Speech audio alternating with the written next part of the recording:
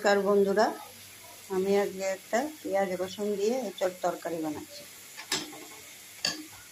আমি এই আলু আর এই যে এঁচোড়টাকে সেদ্ধ করে একটু তেল নুন হলুদ দিয়ে ভেজে নিয়েছি। আলুটাকেও নুন হলুদে ভেজে নিয়েছি।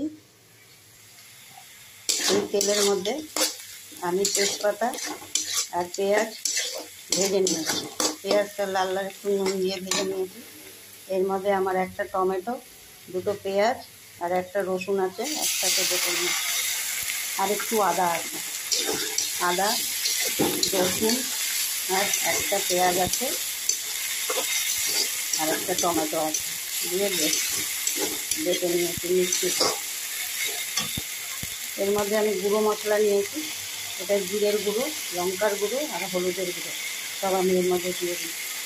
দিয়ে আমি একটু জল দিয়ে এটাকে কষাচ্ছি। মশলাটা আমার কষানো হয়ে গেছে। এর মধ্যে আমি এঁচোড়গুলো আর আলুটা দিয়ে দিচ্ছি। তার সাথে একটু 1 চামচ চিনি দিয়ে দিলাম, একটু নুন দিয়ে দিলাম, দিয়ে এবার আবার কষাবো। দেখুন এগুলো সব কষানো হয়ে গেছে।